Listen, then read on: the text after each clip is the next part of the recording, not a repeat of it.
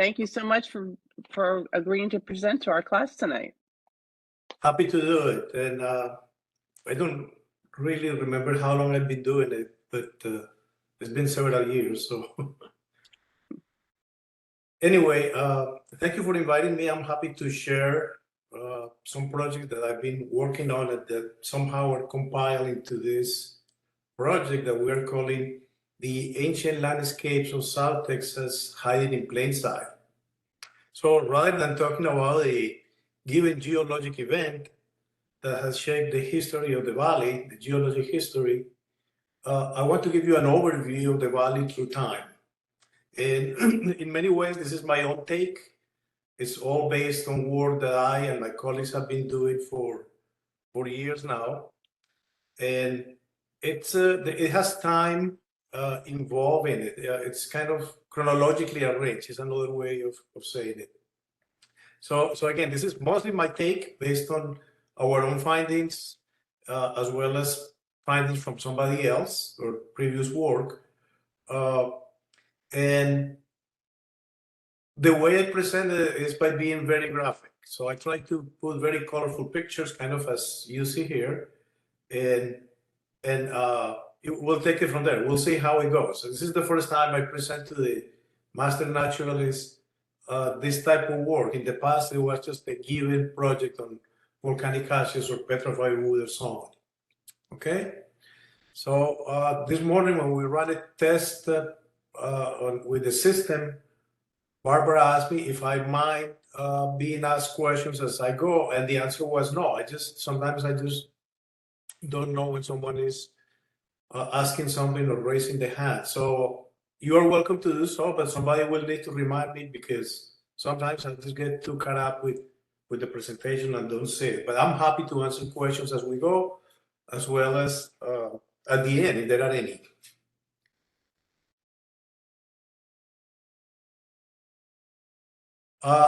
This is work that the CHAPS team has done. CHAPS stands for Community Historical Archaeology Programs with the schools. The program has been in existence since 2009 when I first moved to the Rio Grande Valley, and these are all my collaborators. So we have, as you can see, a very multidisciplinary team ranging from archaeology, anthropology, history, geology, and geography in some ways. So this is not my work, this is our CHAPS team work. The goal of the Ancient Landscapes of South Texas, the goals are basically summarizing simple ideas to promote the regional and natural beauty of the area, which sometimes tends to be forgotten. Most people think of South Texas and the borderland as kind of an area of poverty and narco trafficking and human smuggling and whatnot. But we want to try to change that. We want to bring positive publicity. We want to highlight the natural beauty that is there hiding in plain sight. You just have to know where to go. And in summary, without going into too much detail, our valley, our Rio Grande Valley, has a long history that, geologically speaking, or going back in geologic time, stretches for about 43 million years. So I will try to take you through this journey by visiting various geologic sites and, and go from older to younger, if you want. So it is chronology, as I said at the beginning, involving all of this. And this slide here is just to give you an idea of some of the sites that we will be visiting. Again, my presentation is mostly graphic. I will be talking about it, but there is little in terms of text, and I'm happy to share it with you. The presentation is being recorded, so that's totally fine too. All right, accompanying this is this map that you are seeing here. This is a map that summarizes basically the big geologic features of the area. And we have here in yellow, for instance, a very large patch of loose sand that we call the South Texas sand sheet. This is here in the key. This is the Pleistocene Rio Grande Delta. This is the Holocene Delta, which is more recent. The valley, we have the Catahoula Formation, and these dotted lines here, here, and here on the continental shelf are three of the shorelines that we have identified. So again, the idea here is to take a tour from oldest or farthest back in time and bring you all the way to the present. So keep in mind that as we go, we will be moving from, say, west here in Zapata and Star counties all the way to the coast, and then, go to somewhat more known, better known areas, okay? This map, we're happy to give you copies. We have plenty of copies to give. It's basically a self-guided tour. It has QR codes that will navigate you with your phone to each of these sites, and will give you a little explanation of all the things I will be talking about and some others that I just don't have time to include here, okay? So to start, we will go to Roma in this area, and we will see evidence for that shoreline that dates back to about 43 million years in time, okay? So this picture here, basically showing or highlighting this massive sandstone here, shows an upriver view of the Rio Grande Valley there in Roma, the Berlin Center, and the rock unit there is known informally, because this is not an official geologic name, as the Roma sandstone. The significance of this geologic unit is that it represents what was the shoreline of the Gulf of Mexico 43 million years ago. In other words, when you stand at those cliffs right there overlooking the river and the city in Mexico on the other side of the river, you are standing on what was the shoreline of the Gulf of Mexico back then. And when you face east, all of that at the time would have been deep water Gulf of Mexico. In other words, none of those rocks in Mission, McAllen, La Jolla, all the way to Brownsville, that would have been deep water. Those rocks and sediments have not been deposited. So to take from this slide here is that the Roma sandstone represents the oldest geologic unit exposed in the Rio Grande Valley, and it represents a 43 million year old barrier island or beach environment, if you like. Okay, and I forgot to say this at the beginning, but part of this talk is not only of the geologic history, but how humans, when they first arrived to the valley about 10 or 12 or 13,000 years ago, they had to make use of the resources they had at hand. So I will make an effort to point this out, both from prehistoric point of view, as well as into historic times when Europeans first arrived in South Texas. So here is a view of the sandstone.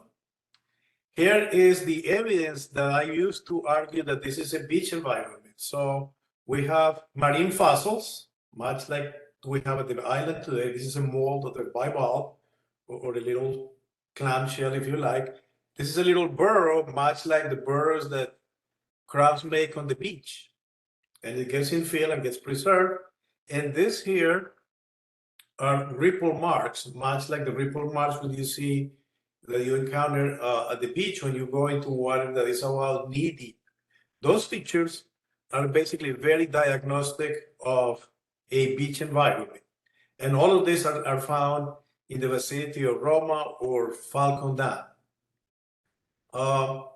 When you inspect the sandstone in detail with a hand lens, you see that it consists of mostly quartz. Quartz is the main mineral. It's well cemented, it's massive, and it's what we call a mature sandstone, meaning compositionally and texturally, by that I mean the grain size and the minerals are very stable, okay?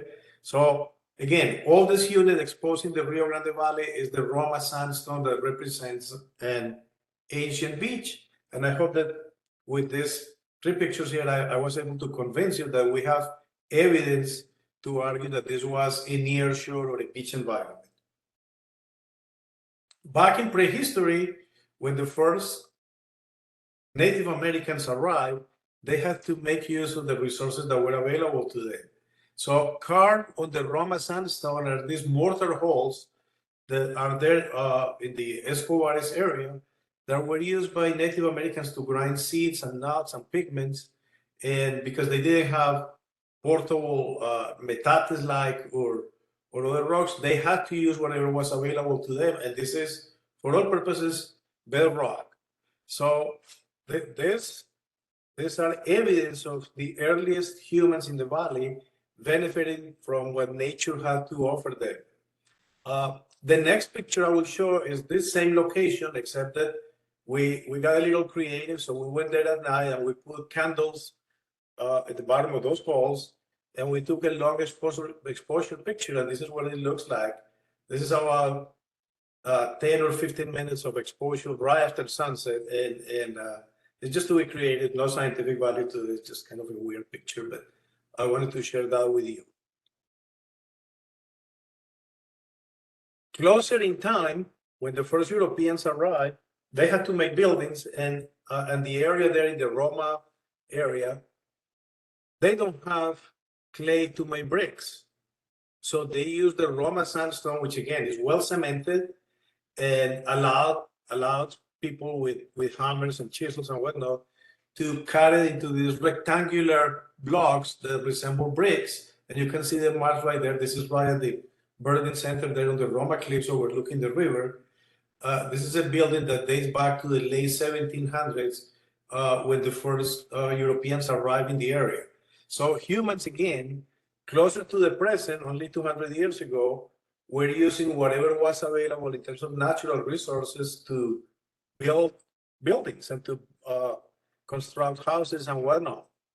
Okay? So Roma sandstone being used in historic times. A little farther upriver, the Roma sandstone formed these very resistant ridges that cross the river. This is in the Chapinho area. And this sort of river or ridges, the sandstone is very massive and it forms rapids. So these are the reason why back in the 1800s and early 1900s, steamboat navigation could not go any further upriver than Roma, because there are a series of these ridges that you can see form these rapids. So the significance of this is that, yeah, for this same geologic unit, boat navigation could not get farther upriver than Roma. And it's just kind of a colorful, nice picture. This is open to the public. You can go there. There is a little picnic area, and you can fish on the river and just walk around. And it's just a very nice, easy access area that shows you the Roma sandstone. We do have a question. Okay. That is, are there any building remnants from prior to the European arrival? No, there is plenty of archaeological evidence, and I will get into some of that here in a little bit. But prior to European arrivals, the area, I mean, the housing that Native Americans had was probably very basic, nothing that would last or withstand the passage of time. So the answer to the question is no. The earliest type of buildings date back to the 1700s when Europeans used the sandstone to basically make buildings. Did I answer the question? Is whoever asked the question, is it? Yes, Yeah. and I think you answered the other one about who was using the sandstone as bricks. So you answered them all. And just to let you know, a lot of people said the pictures with the candles and those indentations was beautiful. The mortar holes. They are mortar holes. And they are, you know, there are beautiful ones. If you are ever in the Big Bend area, ask where the mortar holes are, because they are very impressive. They are in California, everywhere throughout the country. Native Americans were using hard rock to grind nuts, so and seeds and whatnot. All right, so continuing with the story, you can envision the Roma sandstone as being kind of analogous to present-day South Padre. In other words, it was a barrier island with a lagoon behind. It's just that back in Eocene times, 43 million years ago, 43 million years ago corresponds to an epoch called the Eocene, and that's why I kind of refer to the Eocene time. Anyway, behind the barrier island was a lagoon, and that lagoon, and evidence for that lagoon rather, comes in the form of this oyster reef. These are giant oysters. This is an area that is a little off limits for most people. This is owned by Fish and Wildlife. Uh, it's just that the evidence for this reef exists there, and these are giant oysters.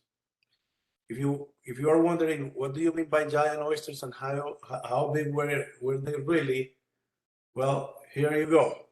This is a modern oyster that you eat at a restaurant. Crassostrea virginica, which is kind of the edible kind. This is what one of those Eocene giant oysters look like. Okay, so the reef is there, and the story goes that back in historic time, in when the first Europeans arrived, they grind these oyster shells, which are found. The reef is very unique and preserved, and it's a good thing that it's in an area that has no access to the general public. But regardless, throughout the Star and Zapata County, there are reefs, patches of reefs, and remnants of these oysters everywhere. And Europeans were grinding these things and burning it to make lime and plaster to be able to hold the Roma sandstone together. Okay, so in essence, the Roma sandstone and the reefs of giant oysters are one and the same. They are a continuum. One is the barrier island, the other one is the estuary or the lagoon behind the barrier island. And if you are wondering how far did that barrier island go, my understanding, and I'm not maybe up to date on this, is that it stretched all the way to Laredo. And so the barrier, the lagoon behind, or the estuary behind, where these giant oysters were found. Okay, the next step on the Ancient Landscapes Trail takes us to Rio Grande City. So now we are moving eastward, and I want to talk about this event that basically reshape and redefine the geography and the landscape of South Texas at the time. This, what you are seeing here, is a deposit right by a major highway that is part of the Catahoula Formation. And it is known as the Catahoula Volcanic Ash. Very simply, it represents a major volcanic eruption that deposited in South Texas and even farther northern into Mexico about 20 meters of ash. What you are seeing is 20 meters of uninterrupted ash from basically 3 meters below road level here. We drill boreholes and we map the subsurface here, all the way to the top of the hill that is about 20 meters. Even these redder soils here, those are still volcanic ash. So this event basically redefined and reshaped the geography of South Texas at the time. I want you to think of it as a major volcanic eruption that was produced by a caldera somewhere. We suspect, we don't know for sure what it is, but we have suspects. And in a geologic instant, and by that I mean maybe a few days to a few weeks, it deposited this much volcanic ash in a single event. And we know it's a single event because there are no breaks or discontinuity. It is massive. Everywhere we find it, it's just 20 meters of this amazing deposit. Okay, so here are some pictures of it. This is a little not far from where the previous picture was taken. This is the same outcrop. These are the students on the geology field trip, and you see how massive it is. Now, if you are wondering the timing of this, well, this happened 27 million years ago, and we take credit for having dated this. For years, we took field trips with the students to this location, and we tell them, based on what we know, and when we suspected the volcanic eruption might have taken place anywhere between 30 and 25 million years ago, about 4 or 5 years back, we actually resolved that, and we found out it is 27 million years.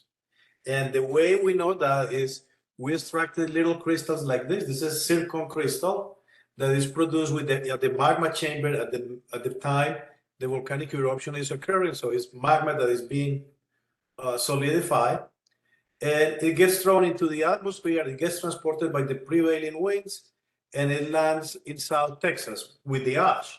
So we collected some samples of the ash, actually from right there with this student. This is Eli Gonzalez, who is a former student. We collected ash from right there. We extracted 16 of these tiny crystals to give you an idea of how tiny they are.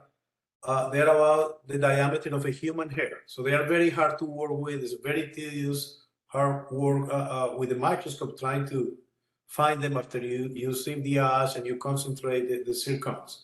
We sent the zircons to 2 different labs to measure the ratio of uranium to lead to do uranium dating, geochronologic dating, and we got an age of 27.4 million years.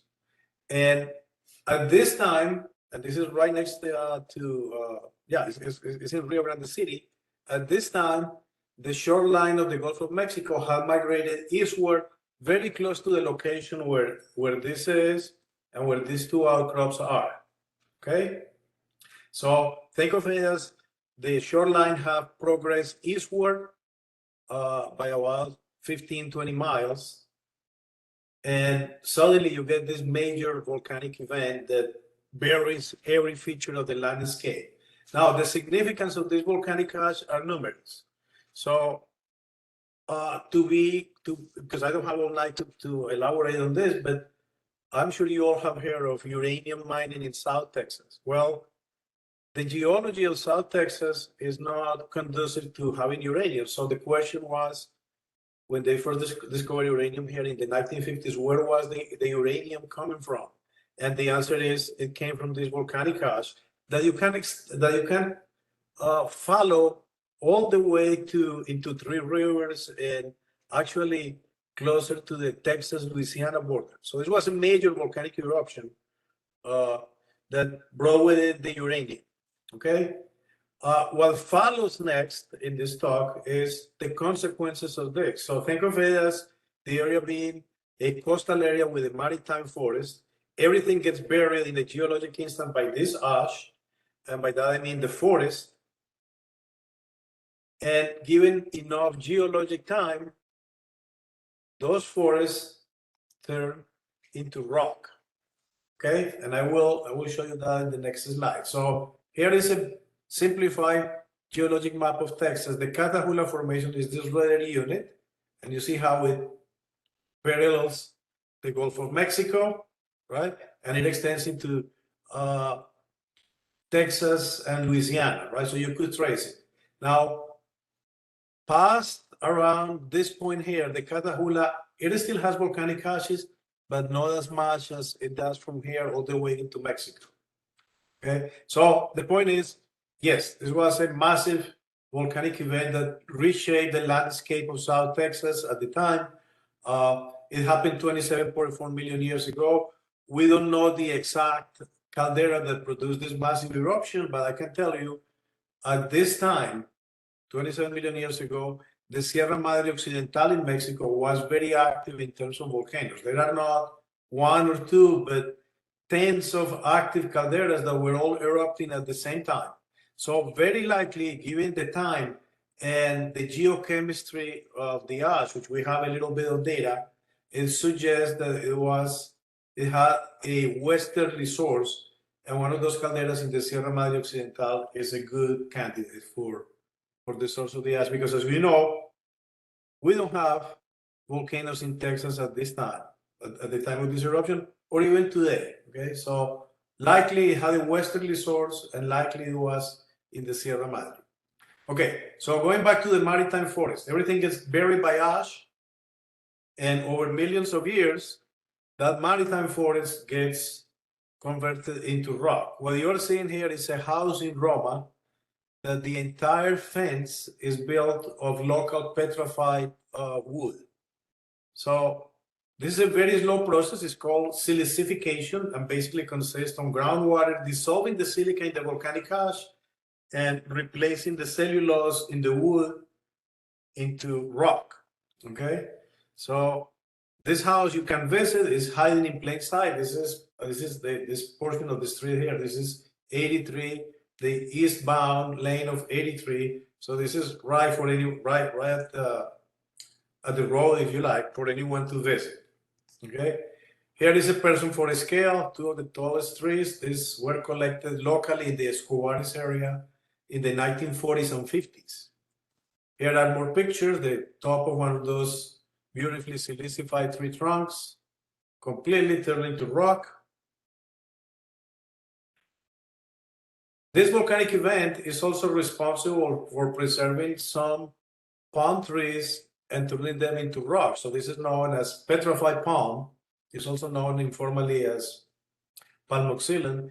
And all of these 4 pictures here are polished petrified wood that was found locally. And I just wanted to put it here to highlight the beauty. It is very expensive. Today it's hard to find, but it has for decades, it attracted rock hounds from all over Texas and the United States. South Texas is very well known for having some of the most beautiful petrified palm. In fact, it is so beautiful and so well known that petrified palm is Texas state rock, in case you didn't know that. And over the years, I found little pieces here and there. One of the things I do when I have a free weekend is I go out collecting, and I wanted to share with you some of the things I have done. So every piece that you see there shining is local petrified wood that I found here. This, by the way, is palm. This piece is palm, but look at the colors. So I've been rock tumbling for decades since I was kind of a little kid, and I continue to do so. And little I knew when I first relocated to Texas that this is the epicenter of petrified wood, if you like. So for anyone interested, there is plenty of it. You just have to know where to go. But the Roma, the Escobares area, it's a good place to start. Back in prehistory, Native Americans identified petrified wood as prime material for making projectile points. Every point on this picture is made of petrified wood, including that point and this point here and this, that are made of petrified palm. Why do I bring this into the talk? Because again, I'm trying to connect what nature has to offer to the first Native Americans, and they clearly identified petrified palm as a top rock to knap and to make stone tools and to be able to produce projectile points and darts and arrowheads and whatnot. So very important resource back in prehistory, petrified wood. And this is just a small collection in a recent study that we did by looking at over 1,000 projectile points from museum collections. About 5 or 6% of all of those points are made out of petrified palm. So that gives you an idea of how much of this there is. And in fact, the tales go that at some point there might have been a petrified forest in the area of Roma Escobares. All right. The next geologic unit is called the Goliath gravels. So that's me over there looking at the cliff of those gravels. Gravels are gravels deposited by river. It's kind of what you use for mixing with concrete and whatnot. And the Goliath gravels is just a geologic name for this unit. Okay, so here is an exposure right next to the highway. Here is another exposure, and the white stuff that you see here, in case you are wondering, that's the volcanic ash. So capping the volcanic ash is this massive gravel that was transported by a high energy river sometime in the last 7 to 5 million years. This is the Pliocene, okay? And it is a completely different regime and setting, because to be able to deposit those gravels, you need a high energy river. In fact, this is a close-up what the gravels look like. This here is a chunk of volcanic ash. So this high energy river basically was removing and eroding the top of the ash and incorporating some of that ash into the deposit, okay? We have conducted a little bit of sourcing of the gravels, and they come from as far west as West Texas and even into northern Mexico, the Monterrey area. So the sources for these gravels is very wide, and they are beautiful gravels. In prehistory, this is where Native Americans were going to extract materials to make points. Every point that you see on that picture is local and is made from gravels that you find today at the Goliath gravels. Okay, so it's again one of those cases where humans are benefiting and using whatever resources they have at hand. And I just want to highlight the variety of colors, textures, and so on. So earlier I showed you the petrified pond. Here you have gravels, and most of the gravels are chert and quartz. Okay. Again, going back to my one of my hobbies, these are all rocks that I polished over the years, all extracted from the Goliath gravels. If you know where to go hunting, this is what you find, and this is how they turn after you let them sit there in the rock tumbler for a few weeks. It's a little bit of self-promotion, if you like, but it's a hobby that I'm very passionate. And again, when I relocated to South Texas, I had no idea what the area has to offer for me to continue pursuing my hobby. All right. Yes. One of our members wants to know, well, Tom has had a few questions, but he wanted to know if the black one is obsidian. No, obsidian. We don't have local obsidian in the area. We have found obsidian points, but that obsidian comes from either the Big Bend area where there are some obsidian outcrops, or from Central America, from Central Mexico. That's the nearest source for obsidian. Locally, there is no obsidian, but the question is very appropriate because yes, we have found in collections, not that I ever found one, but in collections we found points made from volcanic glass, which is what obsidian. Okay, any other questions? He also wanted to know if there was a fault line under that mound that you showed us. Very good observation. Okay. There, I think that who is the person asking the question? It's me, Tom. Hey, Tom. So I think you are referring to that contact. There's a geologic contact between the ash here and the Goliath gravels on top. And if we go back a few slides, there you go. This is a different location. That's the top of the ash. Those are the Goliath gravels. And again, in a different location, the Goliath gravels. That surface right there is what we describe in geology as a nonconformity, which is an erosional surface. And I already told you the age of the volcanic ash, 27.4 million years. The Goliath gravels are not very well dated, but we suspect they are 7 to 5 million years. In other words, right at that contact, which is not a geologic fault, it's a geologic contact, we have a gap in time that is something on the order of 20 million years, somewhere around there, where we have no geologic record. It was eroded, it's missing. And again, the term for that, the word for that is a nonconformity. And it's one of the things we point out. We take the students on field trip. You can put your finger right there at that contact, right there, anywhere, and you are touching a gap in the rock record that amounts to something on the order of 20 million years. The reason I asked, sir, was because I found what was identified according to the geologist I took it to many years ago. I found a point, a projectile point, black one, almost exactly like one of the ones you had in the picture. But I was told it was obsidian, and that maybe it came from central or southern central Mexico. But when I saw the formation you were pointing out to us, I thought, maybe forces were generated sufficient to create the volcanic glass and leave deposits, but perhaps not. No, unlikely, Tom. Most likely it's black chert, much like this point, which we think comes from the mountains in Mexico near Monterrey, or this one is a black chert that is very abundant in those Goliath gravels. If you have the point, I would be happy to take a look, and the offer goes for you or anybody else. I work with projectile points and with geoarchaeology, and I like to inspect points that have not been studied before, and I will return every one of them to you. But this is kind of how we move things forward, by looking at collections that are well curated and so on. That would be great. The other reason is that I found it not very far from where that mound is. I found it near El Saus, up from Rio Grande City. Yeah. And that and several other fragments.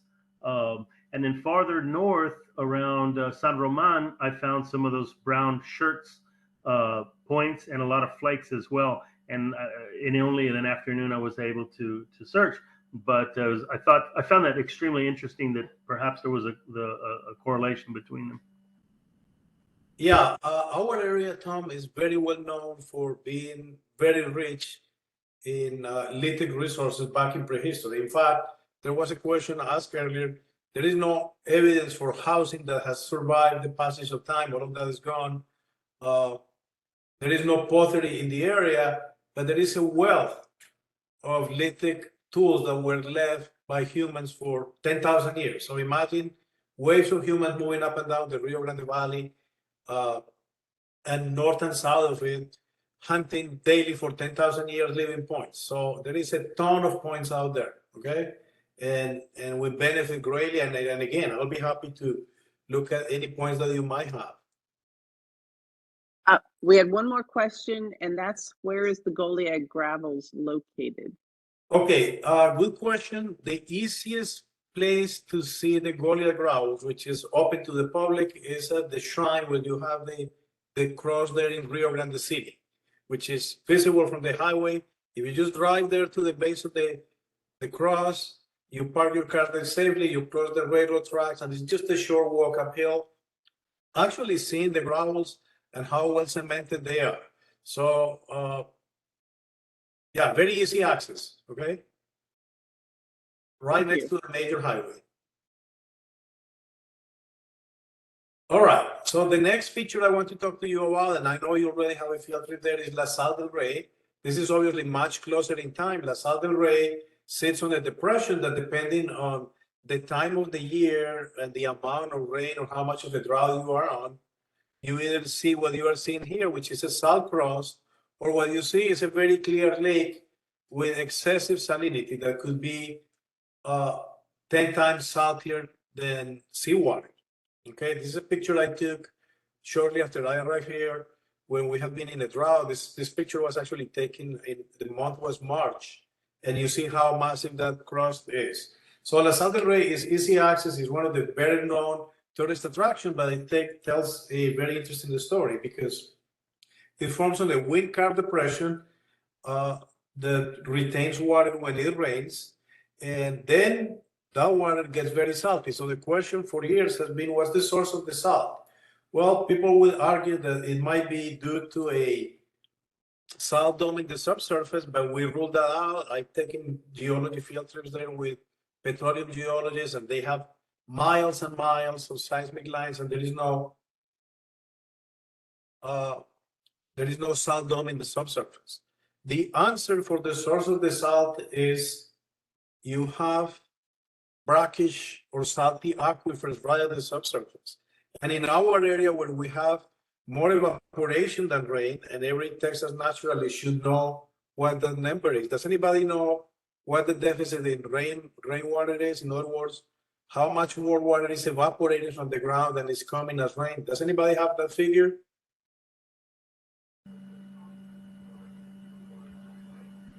Was it in the neighborhood of 10% more? Maybe 15? Don't give me a percent, but try inches. How much does it rain in McAllen? What's the record? Do you know? On a yearly I don't know, but the average is about 26 to 28 inches per year. Correct, 28 inches. Well, to give you an idea, our area has a deficit of anywhere between 10 and 15 inches. In other words, you evaporate those 26 inches that come down as rain, and then you evaporate another 10 or 15 on a given year. So for that reason, groundwater moves to the surface to replace that evaporating water, and the salt cross forms, much like what you see here and you see here. The interesting part is that salt expands as it forms, and it is constrained. So it actually cracks and forms this. These are called pressure ridges, right? They are found all over the lake when the salt cross forms because it has nowhere to go, so it has to bend and crack. Okay, and this is just a close-up of some salt crystals right there during the time when the cross had developed and was several inches thick. Here is another view of those polygons beginning to form. This picture was taken a couple of years ago, right? So it's salt as far as the eye can see. And then some other times of the year you go and the lake or the depression has water and it's more of a salty lake. If you are wondering what the red color is, this is brine shrimp. When it becomes hypersaline and the sun has been there for months, this microscopic shrimp explode in numbers and they give water the reddish pinkish color. Okay, so this is brine shrimp, and it's a completely different aspect of the salt lake from the cross that I showed you earlier. Don't have a lot of time to elaborate more on this, but the rights for mineral resources in Texas are all originated in Salt Del Rey. In other words, it initiated the debate as to who has the rights to the minerals if you own land. And this is all here in South Texas. So the owner of the land, has the rights to exploit those resources. I see questions coming and going. Do we have time for more questions? I'll be happy to answer them. Sure. Let's see. Is the salty aquifer a remnant of when the area was underwater? Probably. Yeah, that's probably a good explanation for it. Yes. Are there artesian wells in the area? Excuse me? Are there artesian wells in the area? There are accounts of artesian wells and water that is there under great pressures that would produce free-flowing wells without the need of a pump. However, due to human extraction and excess extraction over the last 150 years, those aquifers have been depleted and they have lost pressure. So to my knowledge, there are only a handful of artesian wells in the area, but back in historic times, there were many more. Sir, is that where the name Norias, that section along the ranch, is that where it gets its name from? Yeah, well, no, kind of, but no. An artesian well is a free-flowing well. The water has enough pressure that it free flows. In Noria, you actually have to go and carry and have a means of extracting the water from the subsurface, either with a windmill or with a pump or with a bucket, if nothing else, to bring water up there. But yeah, in Noria, it's a Spanish word for water well. Any others?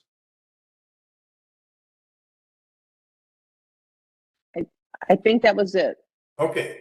All right. The next unit is the South Texas sand sheet. So this is loose sand. Everyone, I'm sure, has driven through it, maybe without even knowing it. But when you go north and south or south-north on either 281 or Highway 77, for about 60 miles, 100 kilometers, you drive on this loose sand that is eolian in origin. Now, the sand sheet could either be loose sand like you see here, it could be grassland, or it could consist of patches of oaks and mesquite trees. Anyhow, it represents about 7,000 square kilometers of land. And in a geologic map, it will look much like you see here. So it has this kind of golden color, are active dunes close to the coast. The bright yellow mustard color are dunes that have been retained or prevented from moving or deactivated by vegetation, grasses and trees. And this is the sand sheet proper, which is kind of featureless land, the lighter green. Anyhow, this is a major geologic unit and one that, as you all know, about 100 people die every year trying to cross it, trying to get to the interior, right? They die of sun exposure and isolation. They get disoriented and get trapped there because there is no running water anywhere on the sand sheet. This here is one of those depressions. This is Salt Del Rey for reference, okay? And obviously, this is Laguna Madre and South Padre Island. Here is an active dune in Brooks County. This is what it looks like. There is a card for the scale. That's a person right there flying the drone. So this is what the sunshade looks like. Most of it is just grassland with patches of trees here and there. Here are some very scenic pictures that we took for the book. This is closer to the coast where the active dunes are, closer to the coast. So huge volumes of sand have been blown for the coast, and this feature has formed in the last 8 to 10,000 years when the arid climate in South Texas became very prevalent and the southeasterly winds became dominant. So we estimate the age of the sunshade to be about 8 to 10,000 years. Here is another picture. You'll never think you are in South Texas, but that's what it is. It's one of those active dunes in Kennedy County. All right, somebody asked about the Norians. We included this Noria in the water in the ancient landscapes. Noria again translates to hand-dug water wells. This is one of very few surviving wells that were dug in the mid to late 1800s by hand. This one is in the San Isidro area. This is easy to visit. Fortunately, it's well preserved. The well is actually right here. And I think I have it. So this is looking down the well here. What you see is whoever made this well, they had to cut through about 10 meters of caliche by hand before they got to any water. And then by hand or using mules or something, they were able to bring water up to the surface and they filled these pools. And on the sides of the well here, they have those troughs that were used for cattle to feed.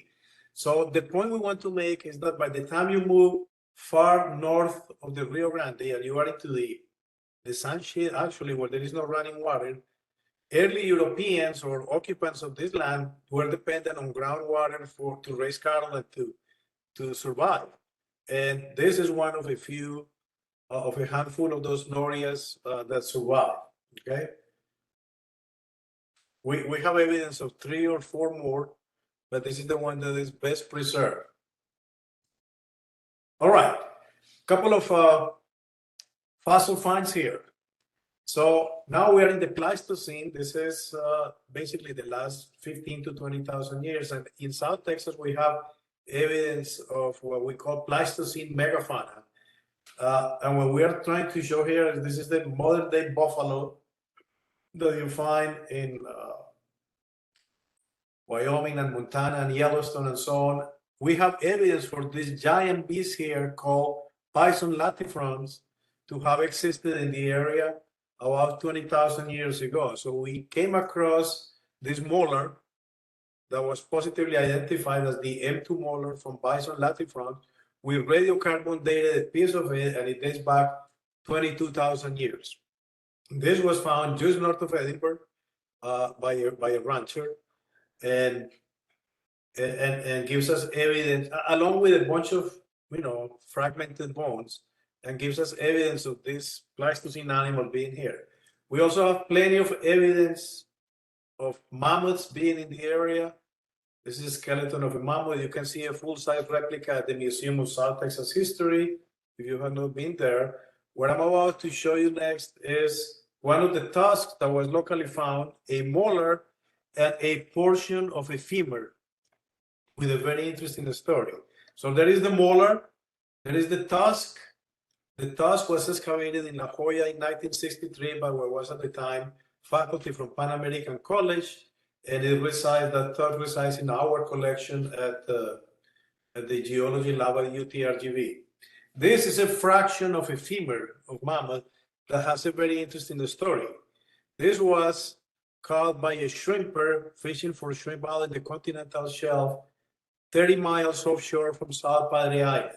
The point is that 20,000 years ago, when sea level was lower, the continental shelves were exposed and big animals were living there. They were vegetated.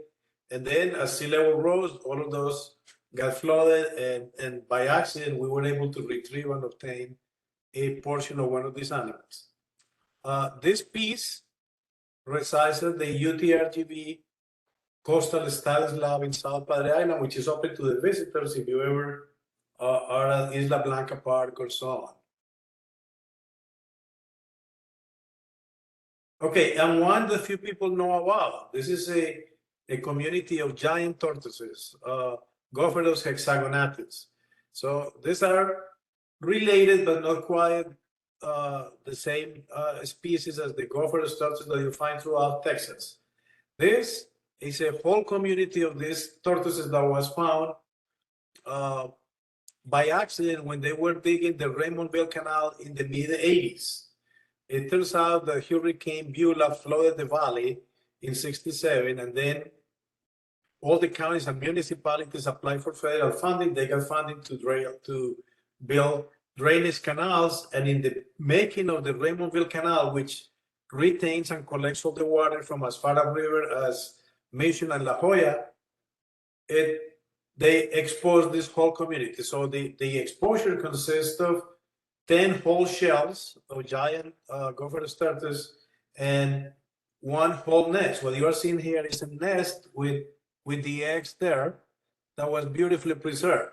I actually did some work with a graduate student in 2016-17, and we were able to date this find. This is about 50,000 years ago, when this thriving community was living there on the floodplains of the ancestral Rio Grande River, and suddenly a flash flood buried the thriving community with the specimens alive and the nest and so on. So this is a fossil find that few people know about it. These fossils reside at the Vertebrate Paleontology Museum in Austin, but they were found here locally. And it's one of those fossils that belongs in the Pleistocene megafauna. All right, and then kind of getting closer to the end of the talk here, the river has been a major force in shaping the geology of the valley and cutting through the ashes and the Goliath gravels and the Roma sandstone and redistributing sediments. So it is a very low gradient from Roma all the way to the river. It only has about, the gradient is about a few centimeters per kilometer of river length. And as a consequence of that, it develops this very meandering pattern. Okay, I don't need to tell you the Rio Grande is an international border, and it's actually the longest international border defined by the river anywhere in the world. It's close to 2,000 miles by the time you go all the way to New Mexico. Okay, and we have done some work on that. So here we are comparing in blue the channel of the river in 1919, and in red the channel in 2014. So you see how much it has fluctuated. This is a study I did with another graduate student a couple of years ago, where we compare how the sinuosity of the meandering of the river has changed. And one of the kind of unexpected finds is that as a consequence of this shifting of the border, of the international border, Mexico lost about 4 square kilometers of land, and the US gained that amount. Only for the Cameron County portion of the river. In other words, from Cameron County all the way to Boca Chica, where the river enters the ocean. And here is one that might be of interest to the master naturalists. Some of you might have been there, I'm sure. This is Old Monty. Old Monty is the oldest living thing in South Texas. It is estimated to be 900 years old. And this is Monte comes from Montezuma cypress, which is the sacred tree of the Aztecs, right? It's a common tree in Mexico. And these trees need water to survive. So when Monte sprouted from a seed 900 years ago, it was right next to the river. If you have been there, or if you plan on going, and again, this is open to the public, you just have to get into the levee of the river and get past the wall, but it's open to the public. What you see is that Monte is about 1.5 kilometers from the present day channel. So over those 900 years, the river has migrated laterally, the international border, and Monte only survives today because the owners pump water to it to keep it alive, because otherwise it would die. All right, the very last subject here, and it's one that few people know about, is a meteorite. I put this in the talk given the February 15 event, when we have a fireball here in South Texas that resulted in a meteorite that was found near the south. So this La Villa meteorite has an interesting story. That's the piece right there, very metallic looking. It was found in 1956 by a farmer in La Villa as he was plowing his field, and he noticed a very heavy rock. It weighed 44 pounds at the time. So he put it on the side and eventually took it to Pan American College, where it was cut and analyzed. So they removed a portion of it, and you can see this freshly exposed surface here. The other half or the other portion was taken to the Smithsonian collection, where they have a collection for reference of meteorites. And La Villa is one of about 300 fully documented and cataloged meteorites in the area. In Texas, that is, I'm sorry. And we have no way of knowing exactly when it landed, but I speculate that given the very thin outside crust that you see here, and the fact that the farmer found it right at the surface, it had not been on the ground for very long, because that crust gets very thick, and it will show here on the newly exposed surface if it had been there for very long. We don't see any of that. So I hypothesize that if this landed at night, this 44 chunk of rock coming from outer space would have produced an amazing fireball that Native Americans or anyone living in the valley at the time would have seen it for sure.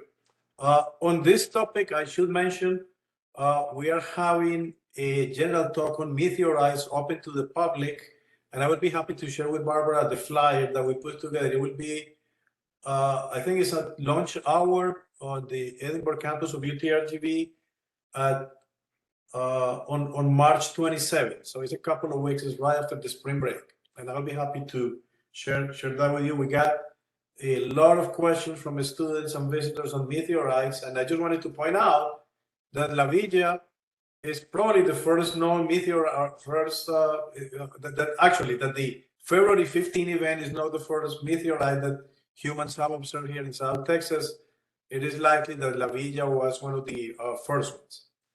I should also point out that while this might be one of the most recent events in the history of the Rio Grande Valley, because a landfall of meteorite coming from somewhere within the solar system is for all purposes a geologic event, all meteorites have been dated using absolute dating techniques at 4.5 billion years. So very likely, this is the oldest object in South Texas, 4.5 billion years. Now, it depends how you look at it. If it landed in the last 1,000 years or so, or 3,000 years, it could be one of the most recent geologic events. Regardless, the La Villa meteorite is a cool geologic event that few people know about it, and it can be seen by the public at the UTRGV Planetarium on the Edinburgh campus of UTRGV. All right.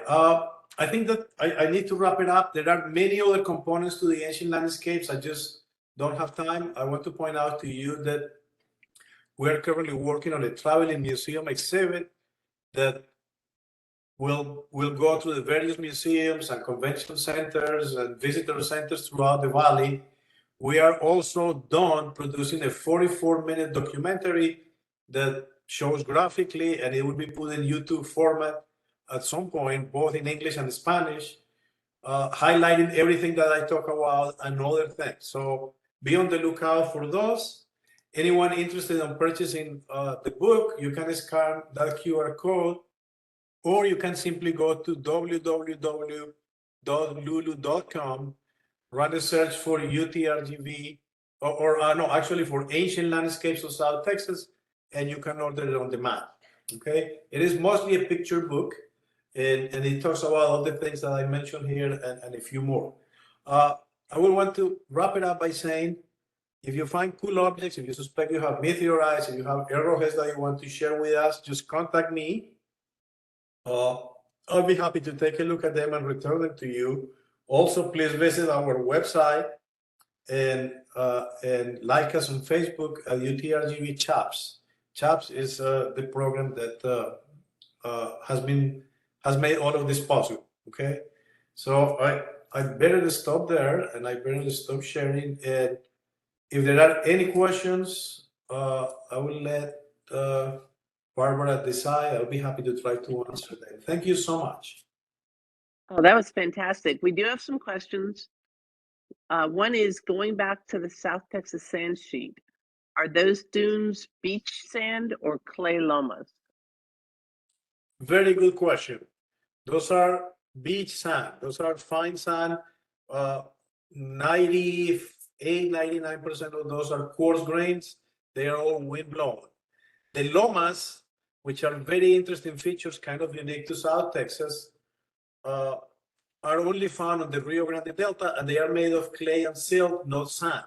The proportion of sand that they have is very little. So strictly speaking, the lomas or clay dunes are not true dunes, and they don't belong to the South Texas sand sheet. Okay, and another question is, what material is a meteorite made of? There are many kinds of meteorites.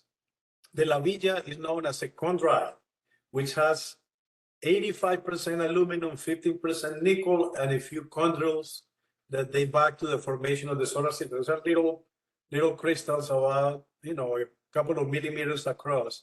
But there are also stony meteorites, and there are many kinds. La Villa is called a chondrite. Great. Other questions? Yeah, sir, that map you were showing us at the very beginning of your presentation, is that also available through that link?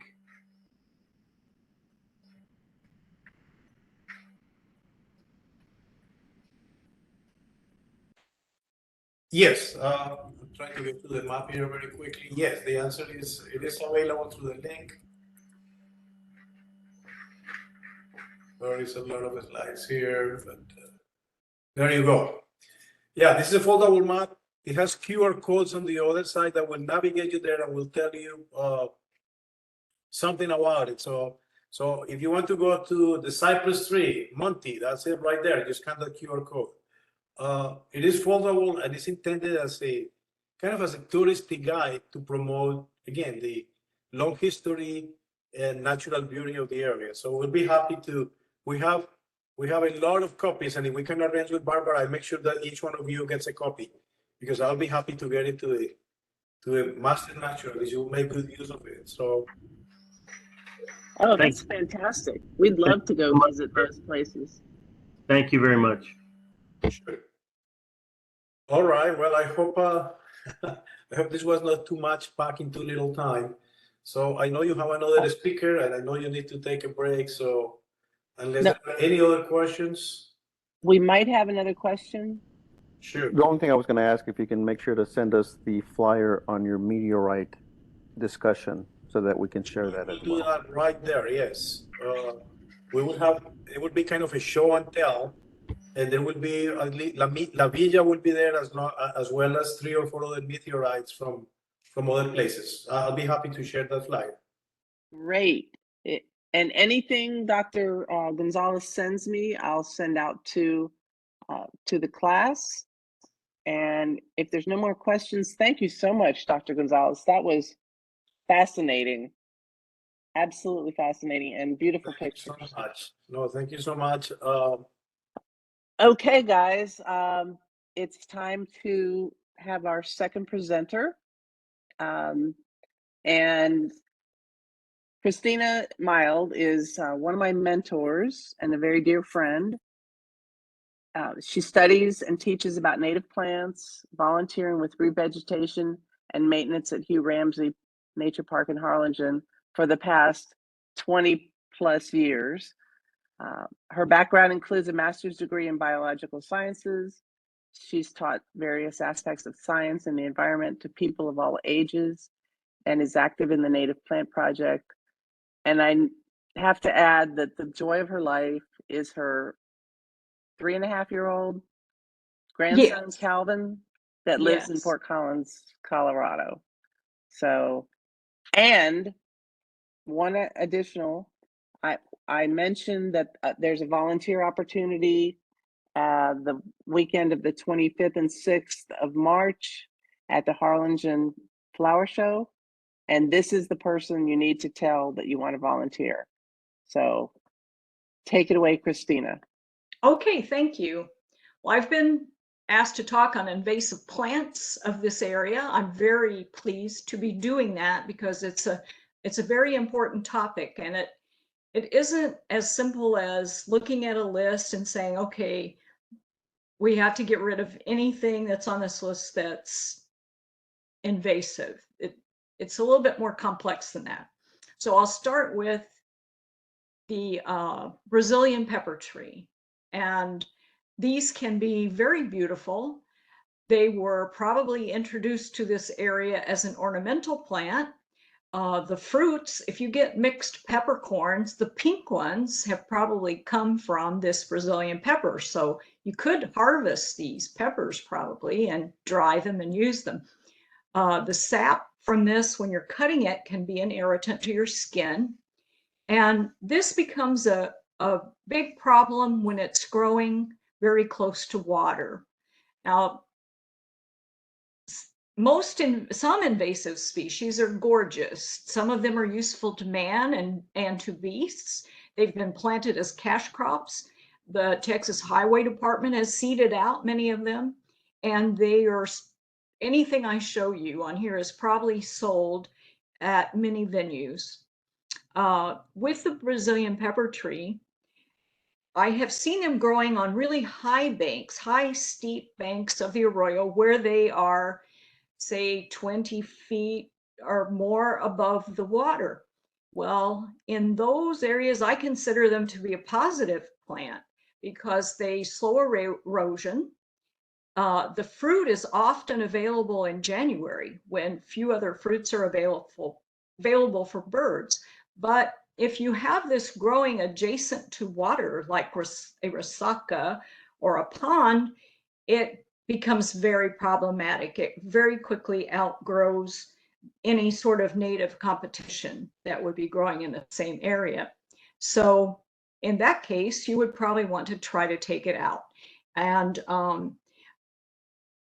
if you want tips on that, you can ask Robert Gaitan because he has had a big fight with some of these over a number of years.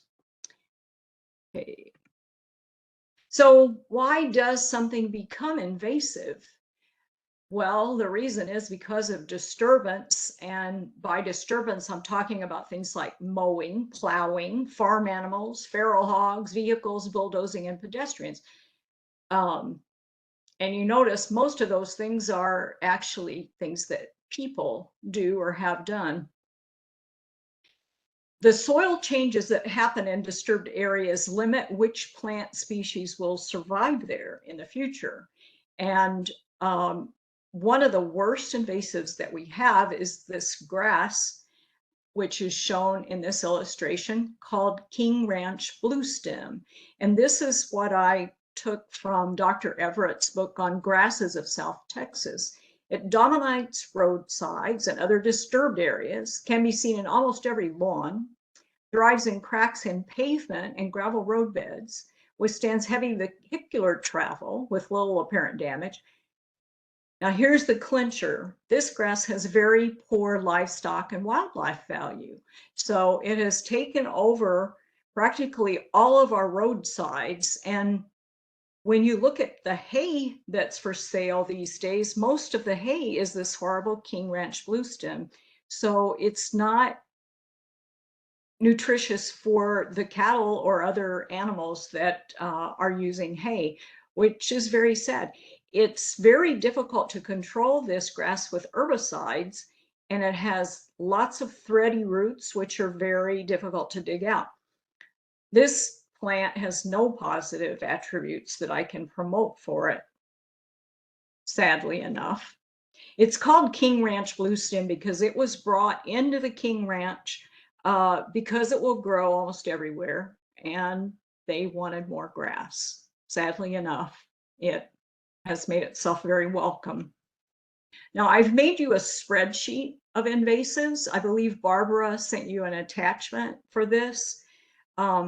That will help so that you don't have to take a lot of notes, I think, because most of the things I'm talking about are included on that spreadsheet.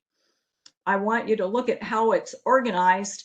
I've grouped these things by their growth form. So what I start out with at the top of the spreadsheet, it has two sides, and on the very left top side, you'll see a number 1 or 2. If you see 1, you're on the first page. If you see 2, you're on the back.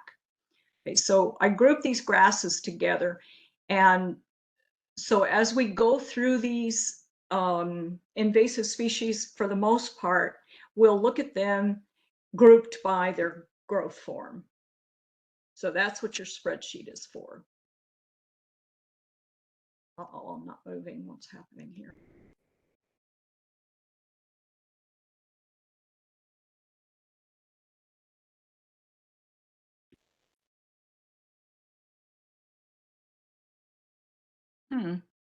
My slide's not advancing for whatever reason.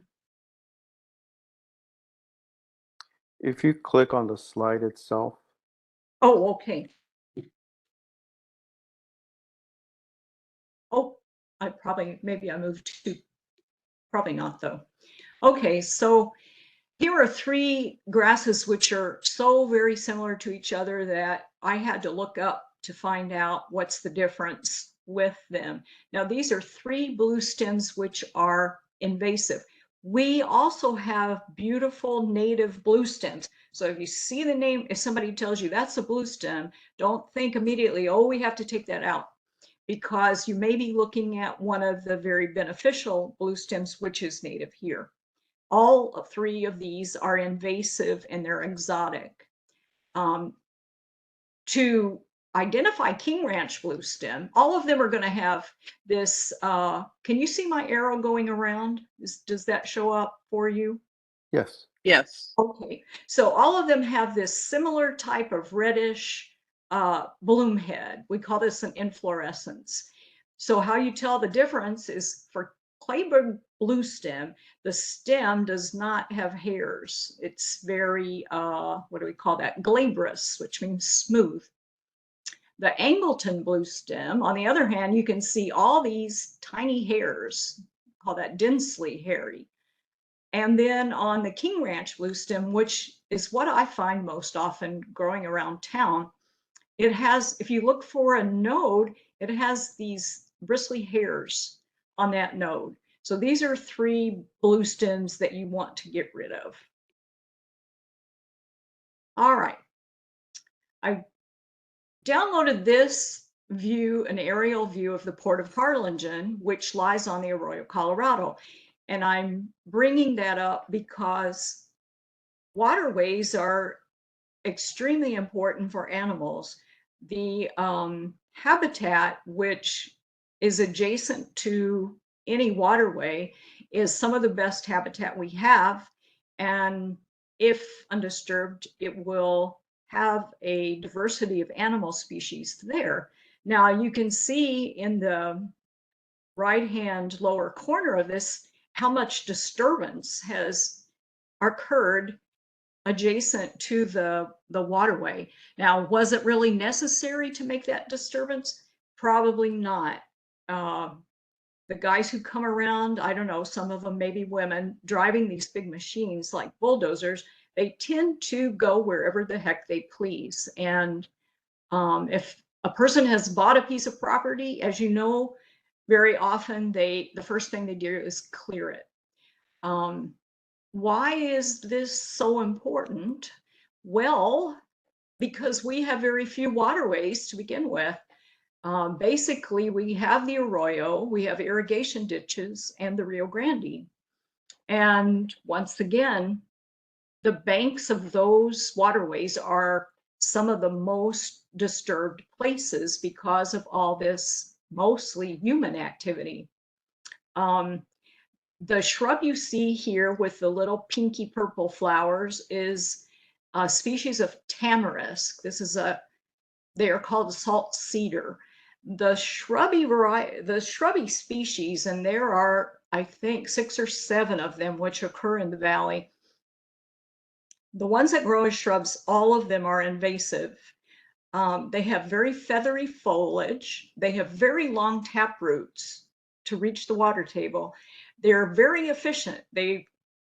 Scientists have tested the efficiency of different plants in pulling up moisture from the soil.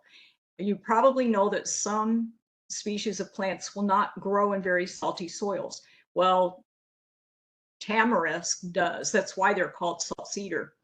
And once they pull up all that water, they also, when their leaves absorb a lot of salt, they tend to drop the leaves containing high salt content. So sometimes the soil they're living in will actually become more salty because they're pulling up salt water that was low in the ground.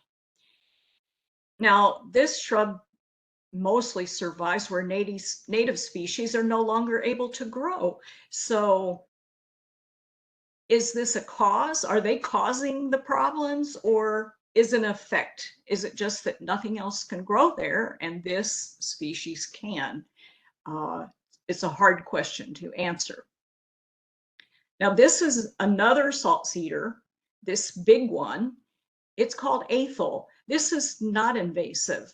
It is introduced. It was not native here, but it has not naturalized. What that means is that it does not spread noticeably from where it was intentionally planted.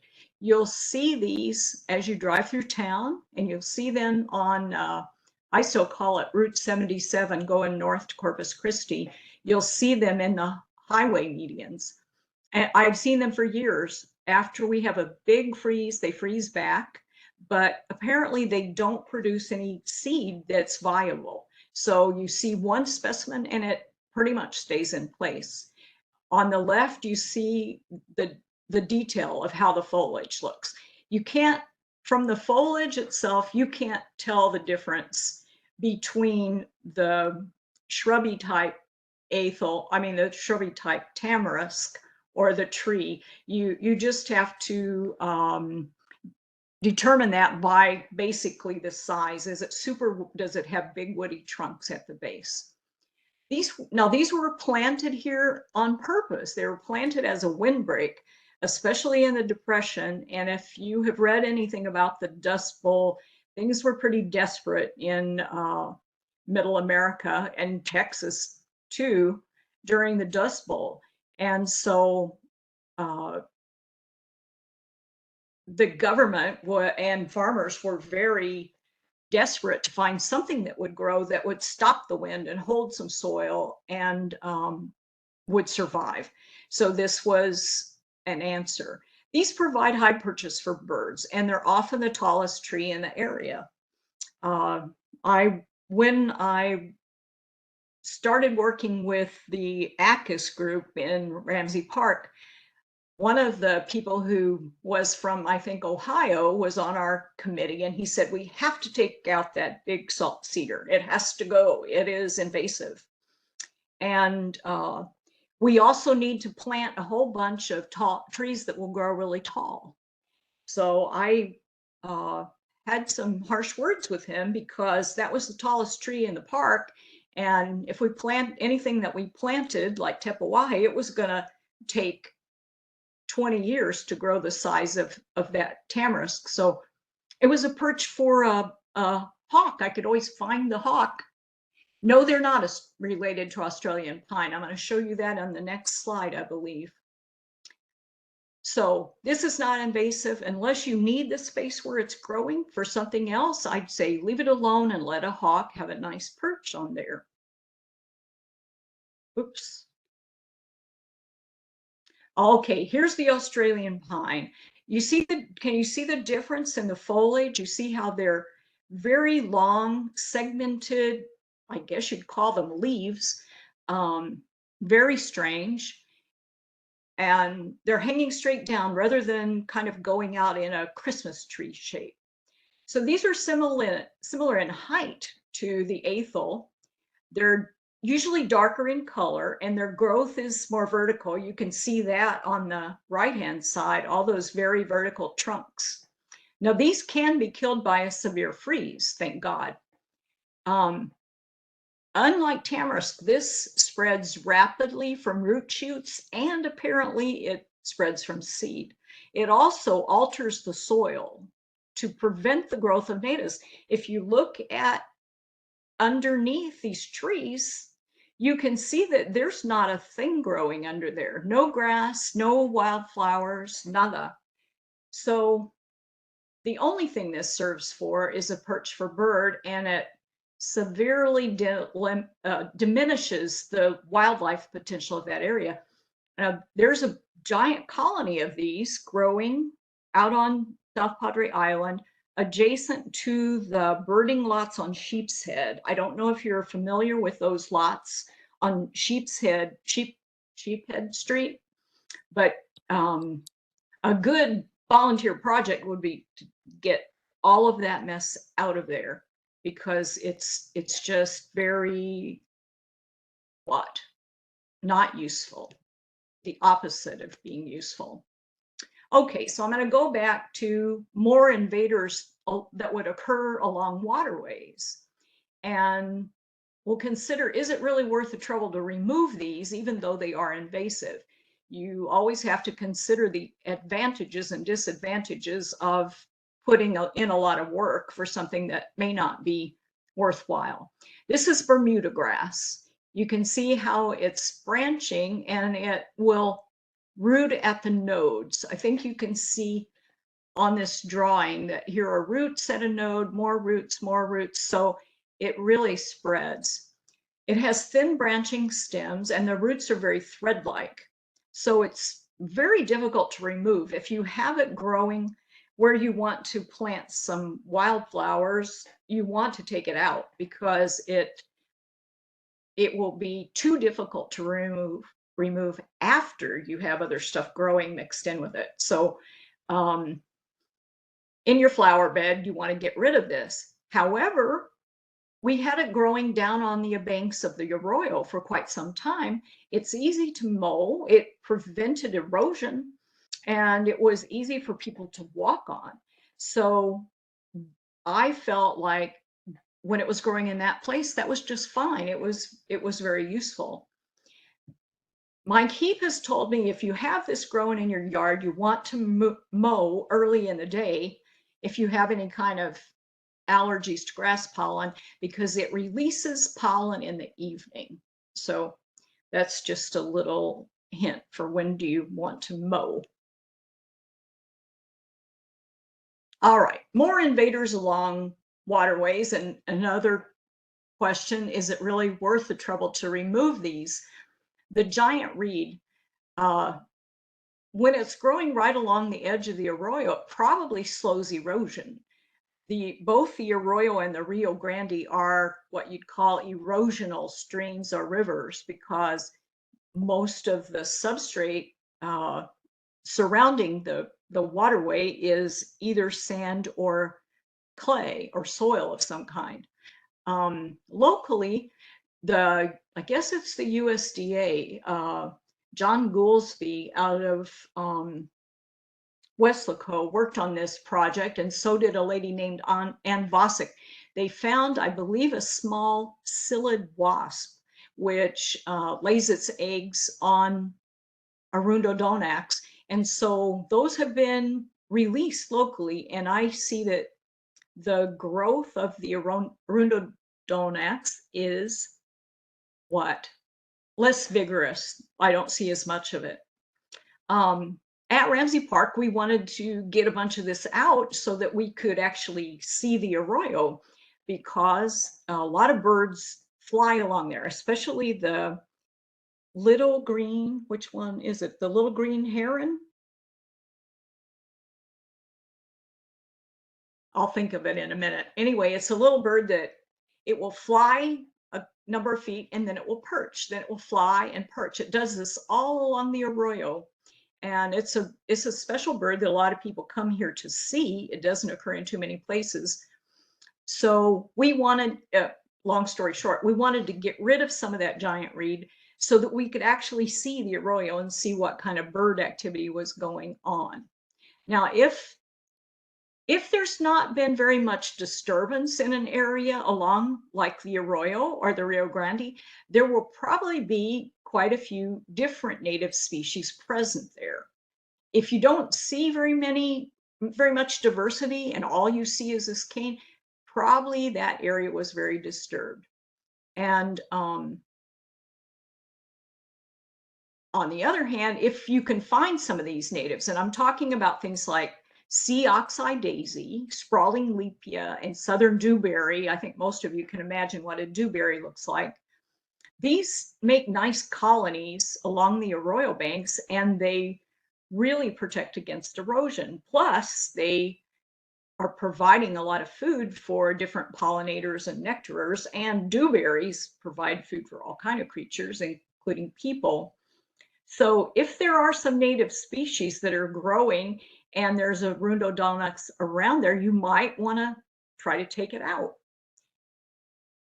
So, oh, and yeah, we wanted to get the stuff out, but you'd have to work on a muddy place, and it's very unstable. So we were always afraid we would fall into the arroyo if we messed around. Let's see, somebody had a comment or a question, but it disappeared. Nope, I think it was something about. I just told them that John Goolsby, to whom you just referred, is Right. our speaker on the 22nd of March. Oh, excellent. Excellent. He's great. So, yes, he is. And they can ask him about the Arundodonus wasps. Oh, and it was actually, I didn't tell you, that plant was actually brought here, that giant reed, because during I believe the First World War, most of the reeds for reed instruments like flutes, they were becoming very hard to get because most of those reeds came from France. So somebody got the bright idea, let's grow these in other places, and the United States was one of the places that they chose. So that is why Arundodonus was introduced to this country for reed instruments, which is kind of a good cause, really. All right. On your spreadsheet on the back side, I've listed a couple of web addresses for you, and one of them is this texasinvasives.org. There's a lot of information on there to help you, and some of the species they include, they aren't found down in this area, so you won't need to look for everything that you find on there. It is a great source of information on invasive grasses, and 3 of these are relatively easy to identify, so I'm going to go through these now. Guinea grass is actually good forage for livestock. You can see down in the right-hand corner that it has wide green leaves. On the left-hand side, you can see that when it makes a flowering head, an inflorescence, that looks kind of like a Christmas tree. And they used to call this panicum because this is the shape of that bloom is a panicle. Somebody changed the name, so now it doesn't make as much sense to me. You can also identify guinea grass by the base. You look down at the base of the plant and it will have some reddish area. I don't know if that shows up well enough for you in this slide. But at the base, you'll see some reddish coloration. Now, this stuff is easily killed with Roundup. The reason it has done so well here is that it can grow in the shade. It tolerates cold. Like we've had a frost here before, and the guinea grass that was out in the sun was killed. The stuff that was growing under shade of a tree, like a ebony tree, was just fine. It tolerates the heat of summer. It tolerates drought. The thing that's really hard with it is that it grows up into and above shrubs and even trees. And so it's absorbing most of the water that hits the ground. It's often shading out the other species. And of course, it's sucking up whatever nutrients are available in the soil. So this is a good thing to get rid of around if you have other trees and shrubs growing. Yes, we can show you guinea grass at Ramsey Park, definitely. Okay, so I think I covered guinea grass. Oops, I went to the wrong direction, sorry.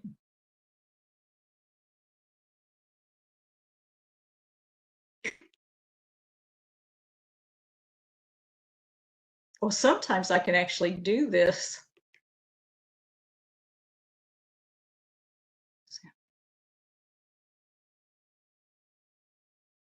Oh, no, I'm going backwards now. Okay, now I'm going forward. Good. Sorry. All right, this one is buffalo grass. You see how it has, do any bird, yes, a lot of birds eat guinea grass seeds, yes. And there are butterflies that will lay eggs on it. However, at Ramsey Park, we've been reintroducing native grasses, and the birds will eat those seeds, and they'll also, the butterflies will also lay their eggs on other grasses. So there's not any real reason to keep guinea grass unless you have a pasture and you want your horse or your cow to eat it. Okay, so buffalo grass, I see this mostly in the western counties of the valley, although I see it infrequently in some dry places around on farm edges here. But that bushy inflorescence is easy, I think, to remember and recognize it. So it favors alkaline soils, which is what we have.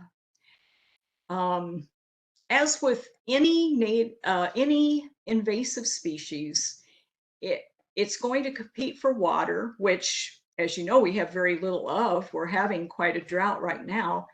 And grasses put out a lot of roots, so they're very efficient at soaking up moisture and nutrients. And they also can grow very quickly and shade out other things like wildflowers. So wherever you have a bunch of buffalo grass growing or guinea grass growing, you're probably not going to see too many wildflowers, which I absolutely love.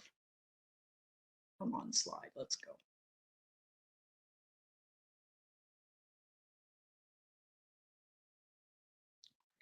Now, I want to make sure you know the difference between buffalo grass that you just saw, which is an exotic species, and buffalo grass that's a native species. And once you know what you're looking for, you'll probably see patches of buffalo grass growing around town. Mine tells me that it likes clay soils best. What you'll mostly see are these little male seed heads. Buffalo grass only grows about 6 inches tall, so it's going to be a short grass. My keep also tells me that it adapts very well to grazing. That means if animals chew it off, it's going to grow back very well. Historically, it was grazed by buffalo herds, and that's why it's called buffalo grass. It tolerates drought and clay and alkaline soils. It's heat and cold resistant, and it's a good sod forming grass. The female parts these are the male flowers that you see over on the right hand side. Over here, the female parts are where the little seeds are formed, and they're harder to find. You have to look through the patch of buffalo grass and look for these little nodes that have a little seed in them, and then you'll know you have found the female part. And you can see how it grows, and it will root itself at each of these nodes. So it protects the soil very well from erosion. We don't have very much of it.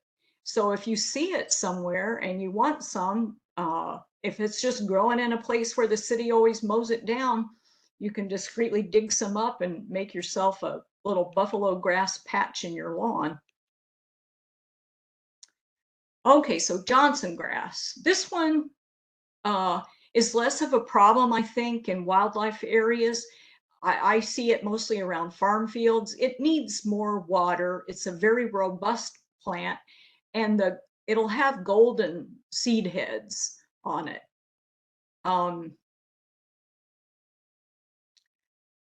It causes problems in lots of places, but probably not in a place where you'll be asked to try to get rid of it. All right. St. Augustine. Everybody has St. Augustine growing in their yard. And I'm taking you out to South Padre Island at the convention center. And this picture I took, you can see this. This is St. Augustine grass. It's growing out into and over these different trees and shrubs which are out there. Behind the convention center and in the surrounding areas, I used to be able to find a lot of different wildflowers, little vines, very interesting plants, a lot of diversity. Well, around that convention center, they are watering this St. Augustine grass all the time, and nobody ever cleans it out. Apparently nobody's thought of that. But this is a huge problem for the diversity of that coastal area.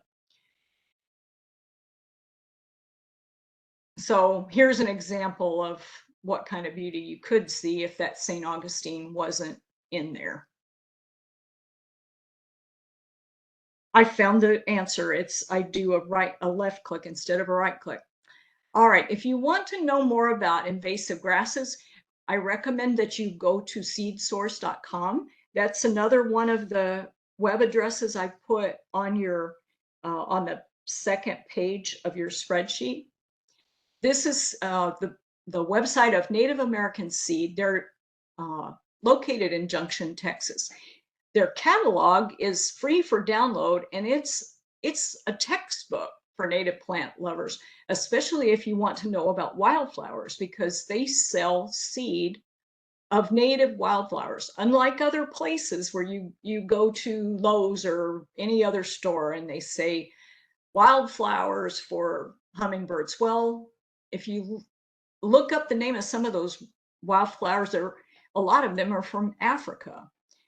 But this place is selling only native stuff, and they tell you the region where these things will do well.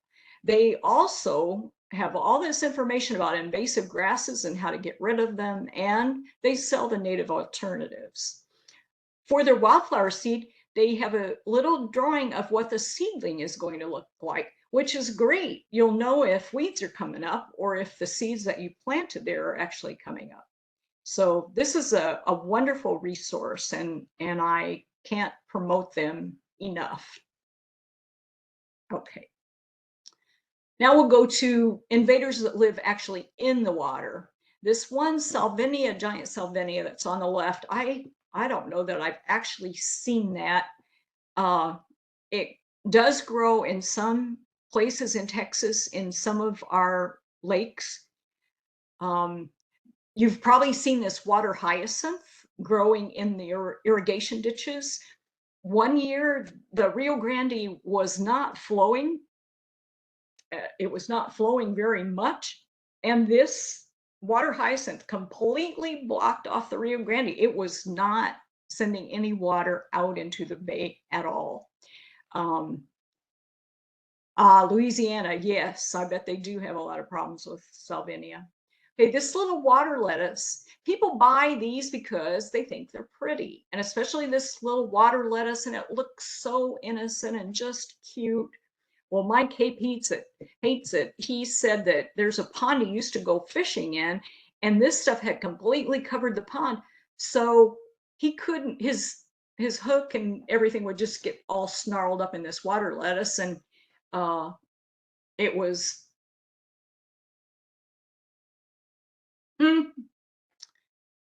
you told me it's illegal to transport it, but I wonder if anybody actually enforces that. I kind of doubt it. So these are all sold. You can go on the web and buy all of them, and if you throw them out, they're going to be a problem. Okay, more invaders that kind of good idea. Okay, more invaders along waterways. Are they beneficial to animals? You're talking about those, there must not be any animals in Texas which eat those, or we wouldn't have a big problem with them, right?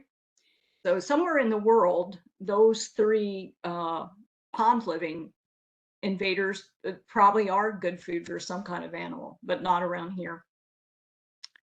Fish hiding them. Well, once they have covered the surface of a pond, they have completely changed the whole ecosystem of that pond. You will no longer have plants that typically would live on the bottom, or other plants that would kind of float, because those invaders make a complete solid cover. So everything that lives in that pond is going to be affected, from the smallest things to the largest fish. Okay, so castor bean. These were brought in because they were used to produce castor oil. And my dad remembers taking castor oil.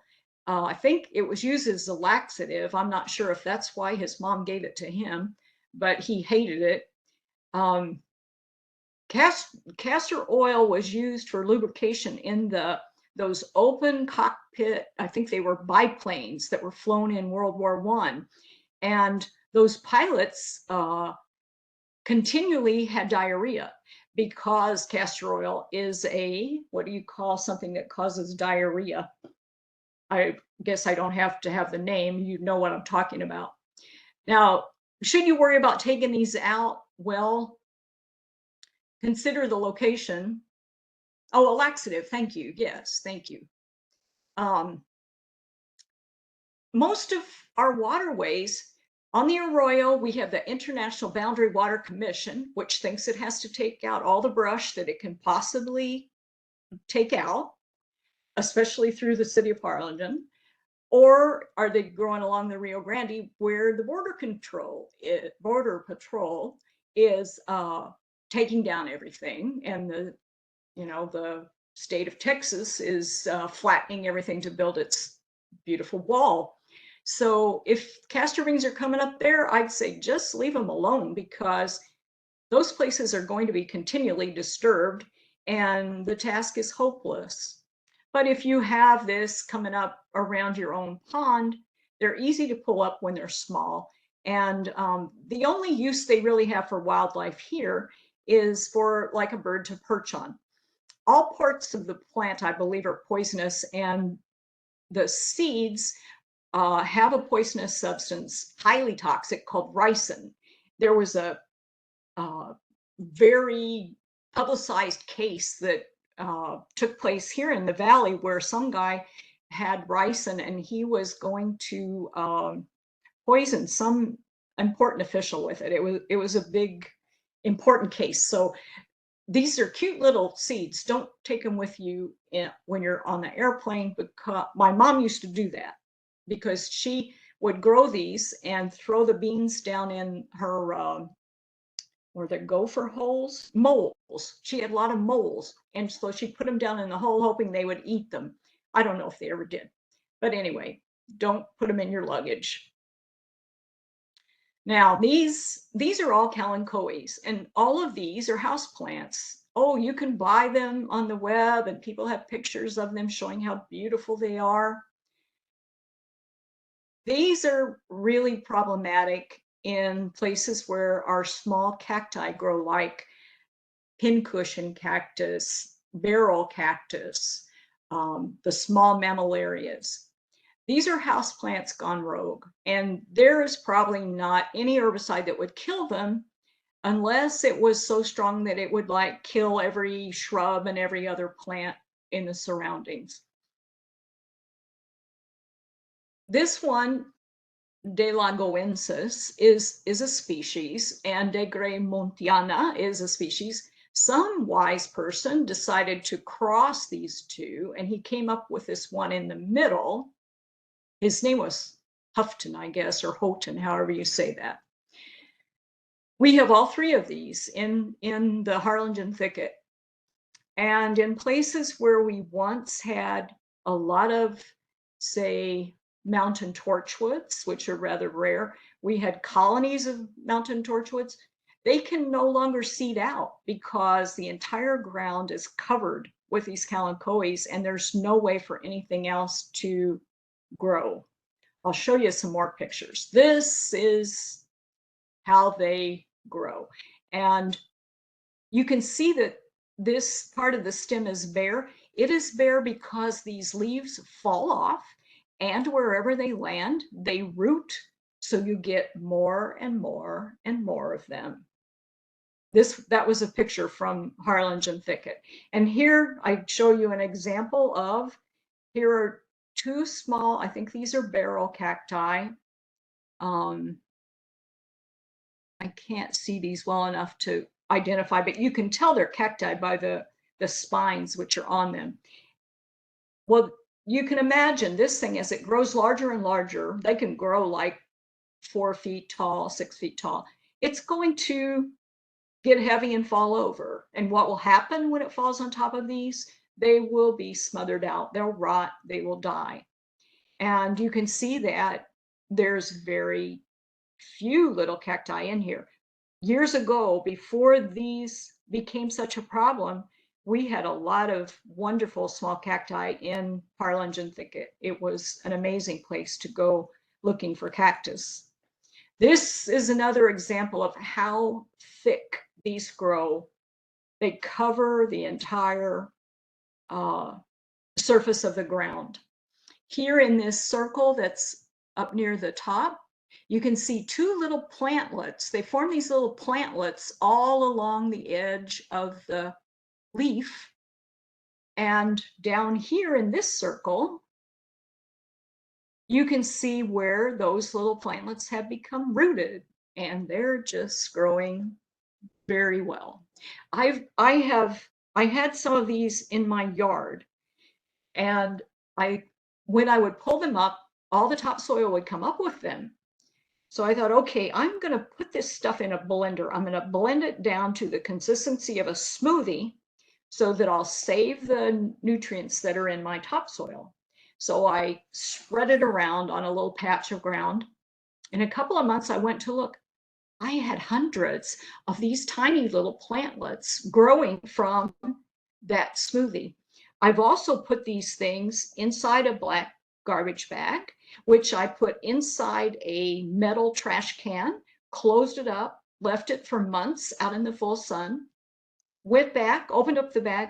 All the kalanchoes were doing fine. None of them had started to decompose. So if you find any of these, the best thing is to tie them up tightly in a trash bag and put them in your, what do you call it? Your trash barrel that's going to the dump.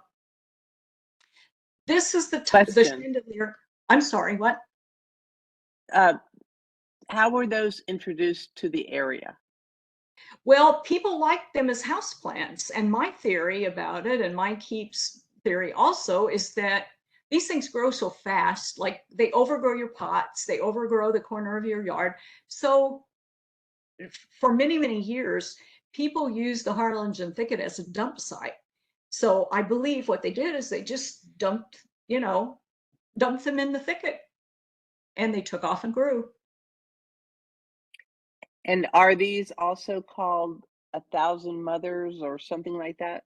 Oh, let's see. Let me go back if I can.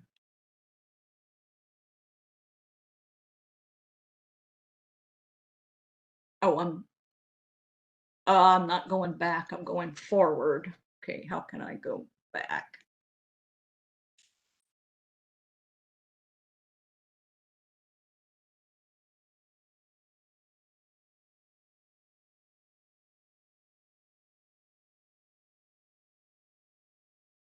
I'm going back to the picture where I had all three of them together.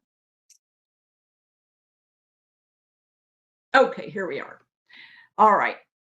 I've made up my own names for these. This one I call needle leaf because it has this little indentation in the middle, but these leaves are very straight and narrow. So I think of them as being a fat needle. Then I call this one canoe leaf because you can actually see that there's a larger depression in the middle of the leaf. And so it reminds me of a very long canoe. This one is the one that they call, I believe they call this one Mother of Thousands. It is also called devil's backbone. See these would you call them, markings on the edge of the leaves. When they're curled, they do look like a backbone. I call that one boat leaf because it has a bigger area for someone to sit in there if you wanted to use it as a boat. They have lots and lots of names. If you look them up on the web, if you use the scientific name, you'll get all kinds of information about all the common names. They come from South Africa, and nothing here eats them. They are, what I have read is that if a child would eat one leaf of this, he would be dead before you got him to an ER. So a lot of people have these growing in their yard. They have them growing in pots. I strongly advise not to do so. Okay, I'm going to go on up to, this is how big the leaves can get in a very wet year. I wear a size 8 shoe, and you can tell it's longer than my foot. Okay, let's move to invasive trees. And I have those grouped together. Let's see, where is it? Somewhere on here I have all of them grouped together. Page 2. Page 2, okay, thank you. Underneath your... Yeah, they're after the casuarina. All right. So Chinaberry, one of my friends, maybe 10 or 15 years ago, she said, you know, I was writing articles about native plants. You should write an article about Chinaberry because we used to have a lot of them in the valley and people are not really growing them very much. And she said, I know they're native. I said, why do you think they're called Chinaberry?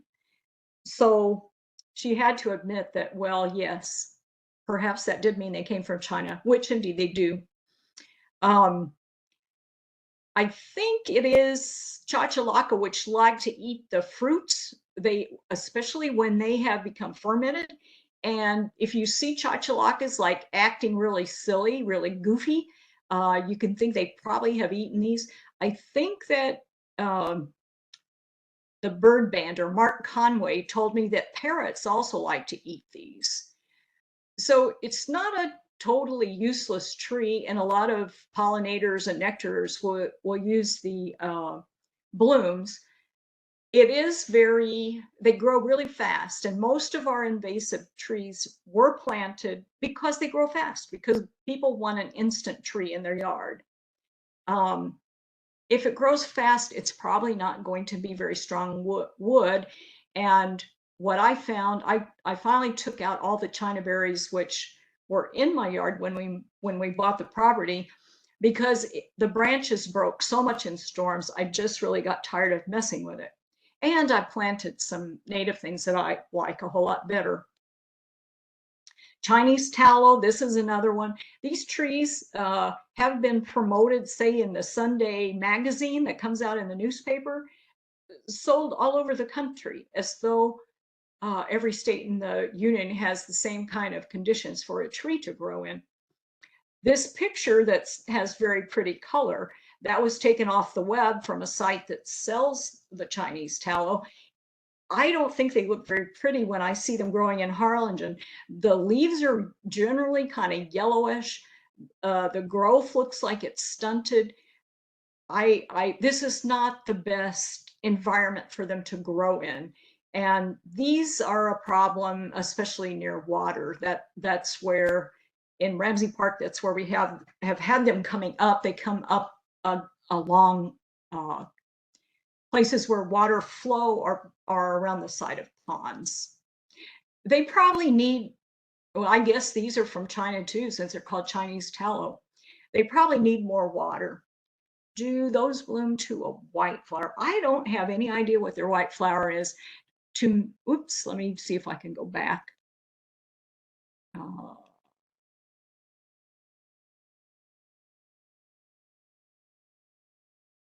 I think this little thing right here probably are flower buds, but I don't think they make any kind of flower that, you know, you'd get excited about.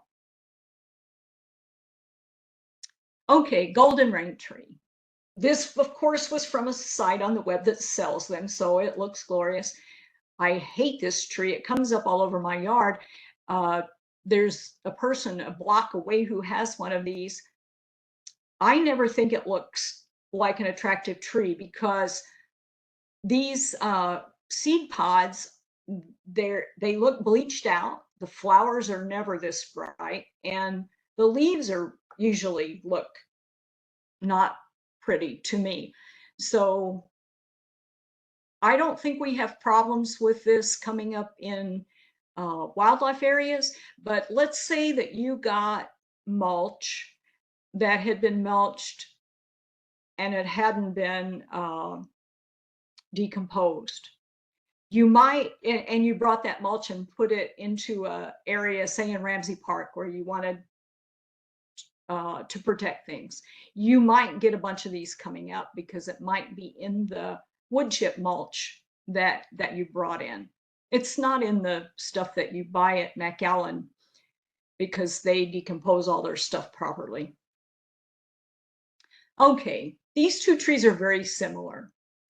Tepewahe is the native, and the leaves on Tepewahe are fern-like, and they have many tiny leaflets. Say along this area right here, there are probably, I would say, 40 leaflets on this one little thing, and that's probably in reality about maybe 3 or 4 inches long. On the other hand, Popenac, which is an exotic species from Mexico, it's actually native close by in Mexico. I think you can see that it has fewer leaflets and the leaflets are larger. I think when you look at them side by side, you can tell the difference. Popenac is becoming a really big problem out at the Padre Island Convention Center. It's starting to spread its way out towards the mangroves as you walk along the boardwalk area. Now, Popenac was promoted for a long time by Dr. Richard Hoverson, now deceased, because it is good cattle feed. But I found some interesting stuff about it on the web. Sometimes you find great stuff out there. Well, oops, sorry. Now I'm going the wrong direction again.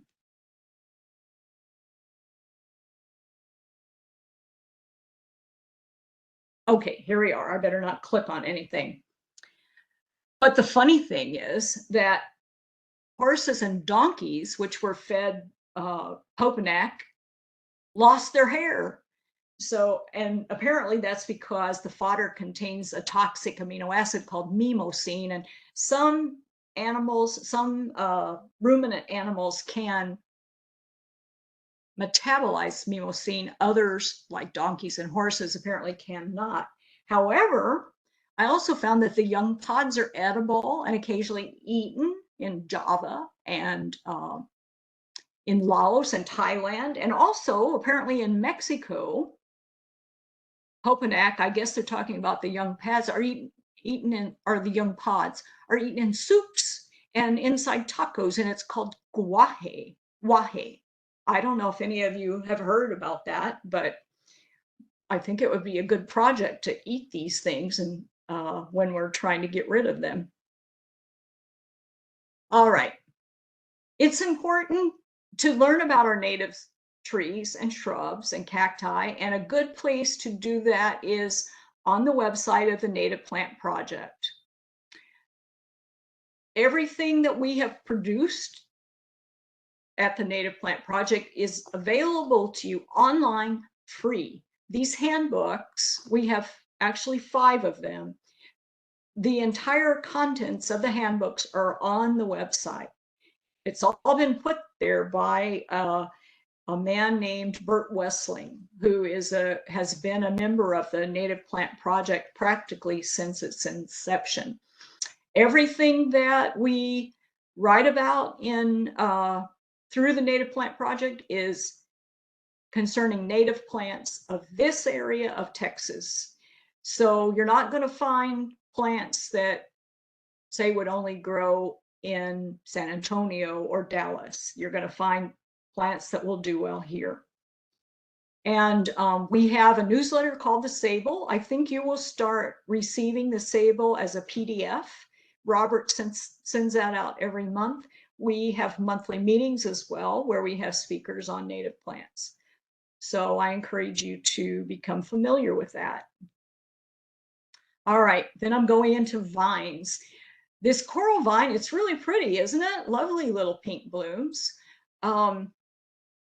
However, this stuff can cover an entire forest, as it has at the Valley Nature Center in Weslaco.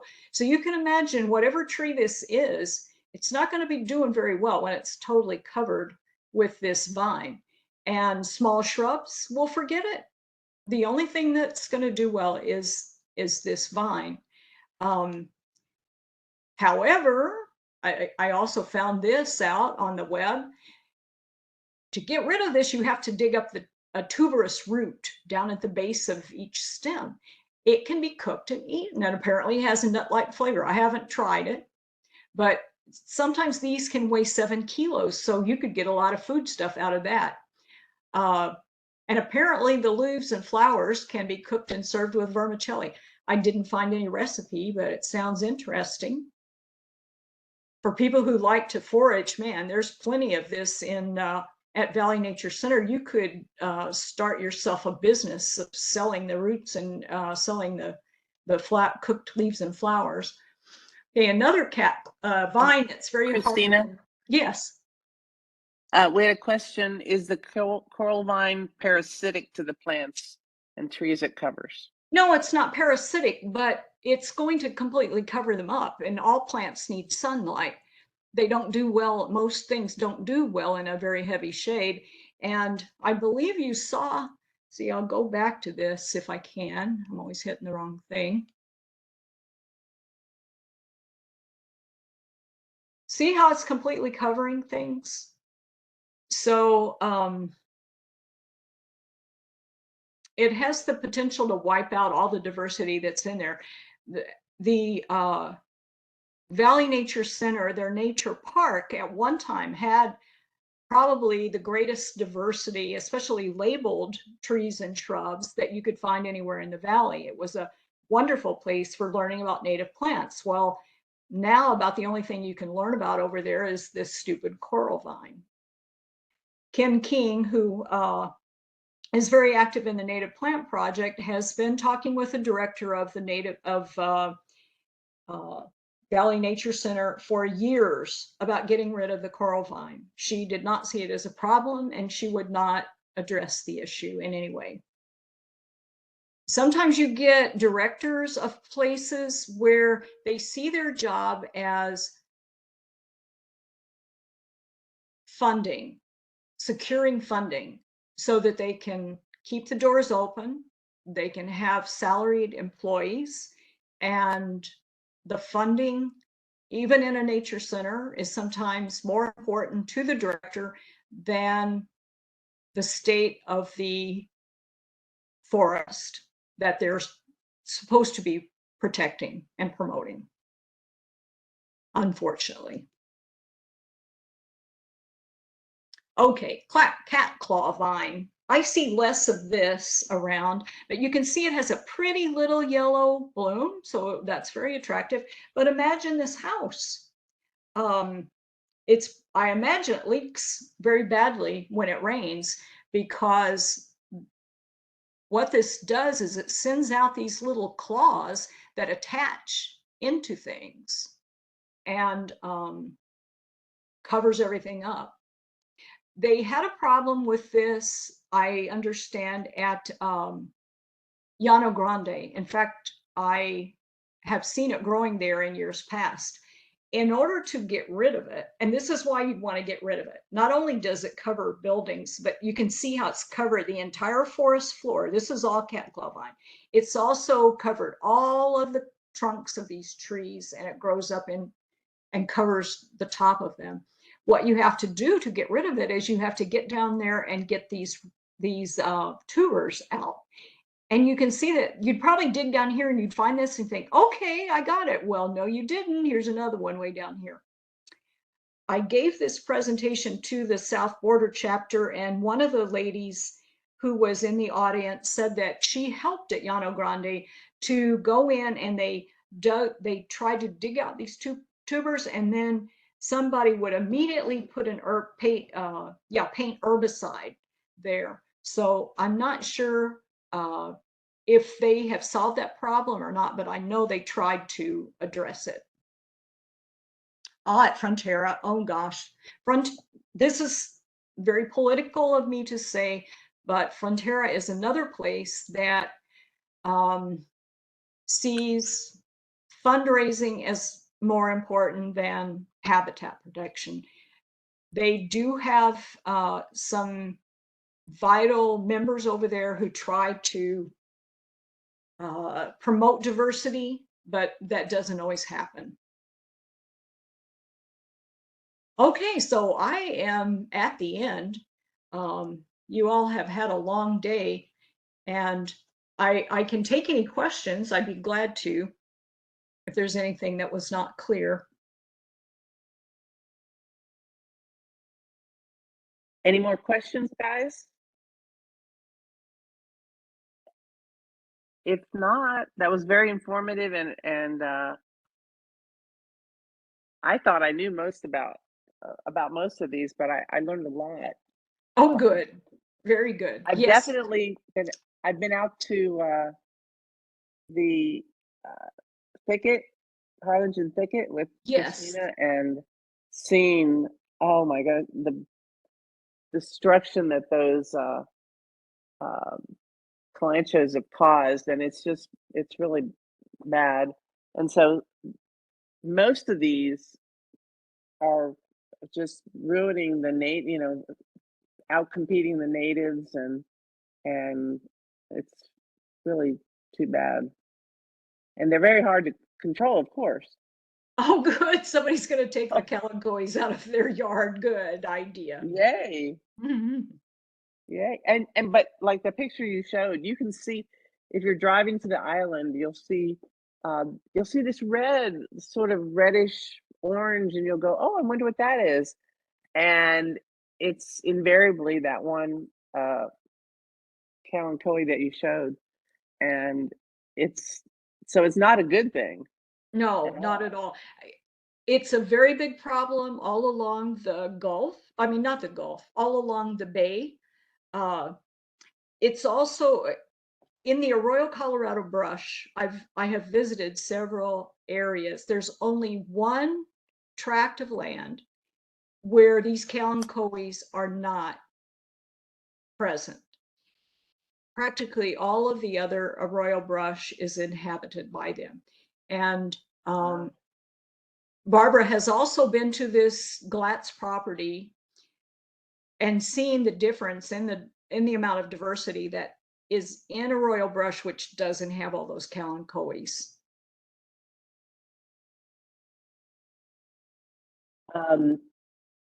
Yeah, it's a huge difference to see it without them. And just a shout out for the Native Plant Project. It meets help me here, this something Tuesday of the month. Let's see, let me grab a newsletter. Christina writes the newsletter, The Sable, and every month it's got great pictures and great information. It must be the fourth Tuesday, yeah, at 7:30. Fourth Tuesday of the month. It meets at the Valley Nature Center, and it's very worthwhile. Great speakers, great information, and Robert posted, or I think it was Robert, posted the link for the handbooks that Christina was referring to. And if there's no more questions, Christina, thank you so much for your time. Thank you. And thank you to each of you who sent me a positive comment. I appreciate that very much. Well, it was super informative, and we appreciate your time. All right. Thank you. Thanks, Chris. Thank you, ma'am. Okay. Sorry you can't be at Ramsey tomorrow. Oh, I'll be at Garden Club. I know. You told me that. Okay, thanks. All right. Bye, Chris. Bye.